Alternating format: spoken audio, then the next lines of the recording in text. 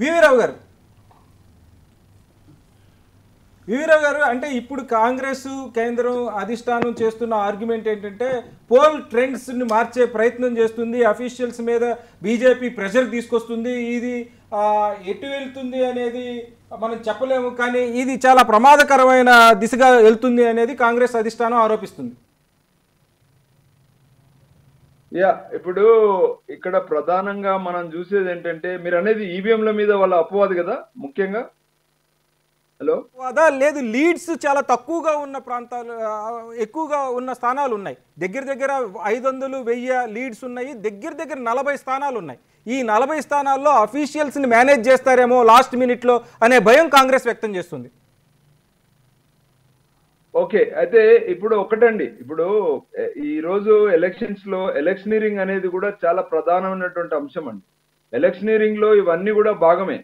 ఈ రోజు ఓటర్కి 10,000 రూపాయలు ఇచ్చే ఓటు కొనుక్కునే దగ్గర నుండి ఈరోజు 11th అవర్లో ఒక పక్కన సోషల్ మీడియా ద్వారా, ఇంకో పక్కన కుల సమీకరణలు, మత సమీకరణలు, చివరికి ఎలక్షనీరింగ్ లో చివరి భాగం ఏంటంటే మధ్యాహ్నము 2 తర్వాత 3 తర్వాత ఓటర్లు సన్నగిల్లినటువంటి పరిస్థితుల్లో క్లోజింగ్ టైం మధ్యలో ఖాళీ ఉన్నప్పుడు కూడా మేనేజ్ చేయడం కూడా ఒక ఎలక్షనీరింగ్ లో భాగం ఈరోజు. ఎందుకంటే ఏ రాజకీయ పార్టీలలో కూడా అంతర్గత ప్రజాస్వామ్యం లేదు. ఈరోజు పార్టీ ఫండ్ ట్రాన్స్పరెంట్ గా లేదు. ఇలా ఎన్నికల కమిషన్ ను బలపరిచి ఒక బలమైనటువంటి వ్యవస్థ లేదు. ఎన్నికల మధ్యలో జరుగుతున్నటువంటి ఏదైనా కంప్లైంట్స్ ఉంటే దాన్ని తీర్చేటువంటి ఒక కోర్ట్స్ లేవు. దాన్ని మరి రిపీట్ కాకుండా ఉండే విశ్లేషణ లేదు, ఒక చర్చ లేదు. అందుకని రిపీటెడ్ గా ప్రతి ఎలక్షన్ లో ఈ రాజకీయ పార్టీలు ఏది ఆగడాలు చేసినా కూడా ఎవరిది గుత్తాధిపత్యమో వాడిదే నడుపుకునే పరిస్థితిలో నడుస్తూ ఉంది. సో దాంట్లో భాగంగా అది కూడా ఒక అవకాశం ఉంది. ఈ 1000 ఓట్లు 300 ఓట్లు లీడ్ తగ్గడానికి కారణం ఏదైతే మీరు చెప్తున్నారో ఆమ్ ఆద్మీ పార్టీని కలుపుకుంటే లాభం జరిగేది, దానికన్నా భిన్నంగా ఎలక్షనీరింగ్ ఇవాళ ప్రధానంగా దాని యొక్క ప్రభావం చూపిస్తుంది. ఎలక్షనీరింగ్ అంటే ఇలాంటి 11th hour managements, pole managements అంటారు వీటిని. పోల్ మేనేజ్మెంట్ కూడా చేస్తున్నారు కదా, అది కూడా ఒక ప్రధాన భాగంగా మనం చూడాలి. అంటే ఇక్కడ అధికారుల్ని మేనేజ్ చేస్తారేమో అన్న భయం కాంగ్రెస్ వ్యక్తం చేస్తుంది. లాస్ట్ మినిట్లో మనం తెలంగాణలో కూడా ఒక ప్రాంతంలో చూసాం. ఖచ్చితంగా అది సాధ్యం ఉంటుంది. ఎందుకంటే ఈ రోజు డబ్బులకు లొంగనోళ్ళు ఎవరు లేరండి. ఇప్పుడు ఈ రోజు సొంత పార్టీలో కూర్చున్నటువంటి, ఇప్పుడు పోలింగ్ బూత్ లో కూర్చున్నటువంటి ఏజెంట్లు కూడా డబ్బులు ఇస్తేనే వస్తున్నారండి. పోలింగ్ ఏజెంట్స్ కూడా ఈ రోజు వాడికి ఖచ్చితమైనటువంటి ఒక ఇది పెట్టారు. పోలింగ్ ఏజెంట్స్ కూడా అమ్ముడుపోతున్నారు. ఏజెంట్స్ కూడా ఈ రోజు ఎవరు డబ్బులు ఇస్తే వాడి సైడ్ వేసేటువంటి మనం చాలా సందర్భాలలో, చాలా ఎన్నికలలో చూసాం. ఈ ఎన్నిక కూడా ఏమో అతీతం కాదని నేను అనుకుంటున్నాను.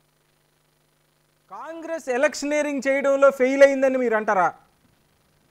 అవును, కాంగ్రెస్ పార్టీ ఈకున్న హంగులకి బీజేపీకి ఉన్న హంగులకు చూసుకుంటే బీజేపీ ఆల్రెడీ 10 సంవత్సరాల అధికారంలో ఉంది.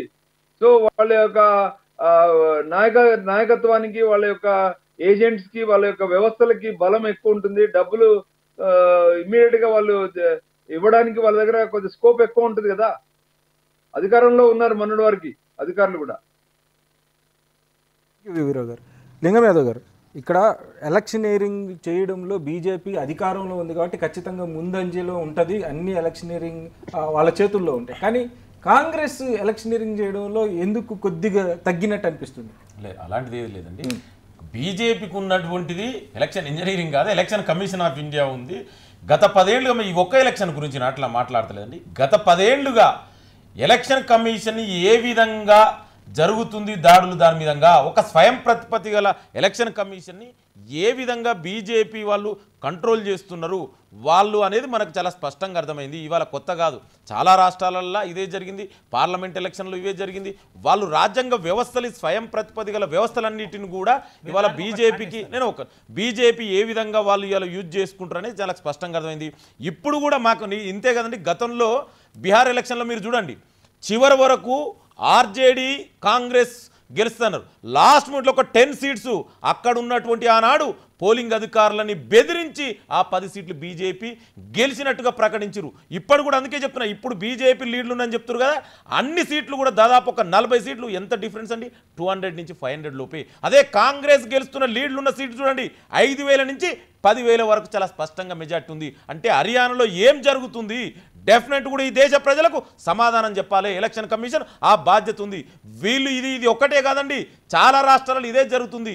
అందుకే మేము చాలా స్పష్టంగా చెప్తున్నాం, స్వయం ప్రతిపదిగలైనటువంటి ఎలక్షన్ కమిషన్ ఆఫ్ ఇండియా స్వయంగా స్వతంత్రంగా నిర్ణయాలు తీసుకోవట్లేదు. గత 10 ఏళ్లుగా దాన్ని మొత్తం కూడా ఇవాళ బీజేపీకి అనుకూలంగా మార్చేస్తున్నారు. ఇవాళ వీళ్ళు ప్రజాస్వామ్యం మీద నమ్మకం లేదు, రాజ్యాంగం మీద నమ్మకం లేదు, రాజ్యాంగాన్ని మారుస్తామంటారు. వీళ్ళు అంటే వీళ్ళు ఏం మాట్లాడుతున్నారు, ఎక్కడికి తీసుకుపోతున్నారు ఈ దేశాన్ని, ఈ ప్రజాస్వామ్యాన్ని ఏం చేయాలనుకుంటారు, రాజ్యాంగ వ్యవస్థలన్నింటినీ ఈ విధంగా చేసి. అయినా కూడా ఇప్పటికి మాకు నమ్మకం ఉంది, డెఫినెట్ కూడా హర్యానా ప్రజలు కాంగ్రెస్ పార్టీకి సపోర్ట్ చేస్తున్నారు. అదేవిధంగా జమ్మూ అండ్ కాశ్మీర్లో కూడా కాంగ్రెస్ అండ్ నేషనల్ కాన్ఫరెన్స్కు స్పష్టమైన మెజార్టీ ఇచ్చిరు. అక్కడ కాంగ్రెస్ పార్టీ నేషనల్ కాన్ఫరెన్స్ అధికారంలోకి రాబోతుంది. వీళ్ళు భావోద్వేగాల రాజకీయాలు ఎక్కువ రోజులు నడివాయి. వీళ్ళు ఎన్ని స్వతంత్ర సంస్థలను మేనేజ్ చేసినా కూడా అంతిమంగా విజయం డెఫినెట్ కూడా కాంగ్రెస్ పార్టీ విజయం సాధిస్తుంది. ఇప్పటికి మాకు నమ్మకం ఉంది. డెఫినెట్ కూడా వీళ్ళు దయచేసి ఇట్లాంటి, ఎందుకంటే వీళ్ళకు తెలిసింది ఒకటే అండి, వీళ్ళు ఎంతసేపు మేనేజ్ చేయం భావోద్వేగాల రాజకీయాలు తప్ప.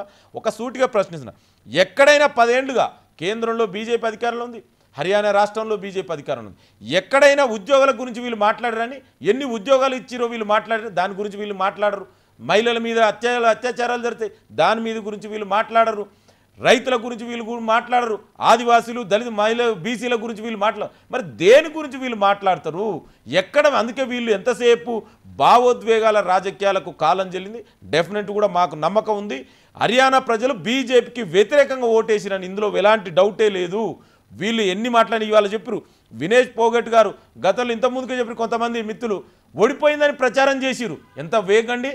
నేను అదే చెప్తున్నా, అంటే వీళ్ళు ప్రచారం చేయడంలో ఆర్ఎస్ఎస్ బీజేపీ దిట్ట. వాళ్ళు నమ్ముకుంది ఎంతసేపు ఈ విష ప్రచారాలు, విద్వేష రాజకీయాలు, విష ప్రచారాలకు విద్వేష రాజకీయాలకు కాలం చెల్లింది. కాంగ్రెస్ పార్టీ గెలవబోతుంది. మాకు సంపూర్ణ విశ్వాసం ఉంది. హర్యానా, జమ్మూ కాశ్మీర్ రాష్ట్రంలో కాంగ్రెస్ పార్టీ విజయం సాధిస్తుంది. ప్రేమ్ గాంధీ గారు వారు చెప్తున్న దాని ఎలక్షన్ కమిషన్ మీద పెడుతున్నటువంటి అభియోగంలో వారికి ఒక వాస్తవాలు తెలియజేస్తాను. ఇప్పుడే 12 గంటల 32 నిమిషాలకు ఇచ్చినటువంటి రిపోర్ట్లో కాంగ్రెస్ పార్టీ 40.25% ఓట్లు పోలేని, బీజేపీ 39.29%. అంటే ఈ శాతంలో కాంగ్రెస్ ఎక్కువ చూపిస్తుందా, బీజేపీ ఎక్కువ చూపిస్తుందా? కాంగ్రెస్ చూపించింది. నేను చెప్పినాక మీరు చెప్పండి. కాంగ్రెస్ చూపించింది. కారణం ఏంటంటే ఓటింగ్ పర్సంటేజ్ వేరు, ఆ లీడ్లో ఎవరున్నారు అనేది వేరు. ఉదాహరణకు వేసుకుందాం, ఒక నియోజకవర్గంలో 20,000తోనే ఒక పార్టీ గెలిచింది, ఇంకో నియోజకవర్గంలో 2,000తోనే గెలిచింది. ఓటింగ్ పర్సంటేజ్ అక్కడ ఆ పార్టీకి ఎక్కువ చూపిస్తుంటుందిగా. మనం ఇక్కడ పర్సంటేజ్ సరళి వేరు, నియోజకవర్గాల్లో ఉన్నటువంటి ఆ ఛాన్స్ వేరు, ఆధిక్యంలో ఉండడం అనేటువంటి అంశం వేరు. ఇప్పుడు ఈయన అంటున్నటువంటి ఎలక్షన్ కమిషన్ ఇచ్చినటువంటి రిపోర్టే కదా ఇది. ఎలక్షన్ కమిషన్ ఇచ్చినటువంటి రిపోర్ట్, ఎలక్షన్ కమిషన్ ఇచ్చిన ఇప్పుడు ఎలక్షన్ కమిషన్ వెబ్సైట్లో ఉన్న దాన్ని బట్టి బీజేపీ 49 స్థానాలు ఆధిక్యంలో ఉంది, కాంగ్రెస్ 35 స్థానాలు, ఎన్ఎల్ఎల్డి 1 స్థానం, బీఎస్పీ 1 స్థానం, ఇండిపెండెంట్లు 4 స్థానాలు ఆధిక్యంలో ఉన్నారు. వీళ్ళు అంటున్న ఓటింగ్ పర్సంటేజ్లో కాంగ్రెస్ ఎక్కువ చూపిస్తుందండి. ఎందుకంటే నేను చెప్పేది మొత్తం విను. నేను ఓటింగ్ పర్సంటేజ్ వేరు, ఆధిక్యం వేరు, అది కూడా చెప్తా. ఎందుకంటే ఒక నియోజకవర్గంలో ఆయనకు 40,000 ఎక్కువ ఓట్లు వచ్చి ఉంటాయి కాంగ్రెస్, ఆయనకి బీజేపీ ఆడ 2,000 3,000 ఉండొచ్చు. ఇంకో దగ్గర బీజేపీ 40,000 వచ్చి కాంగ్రెస్ 2,000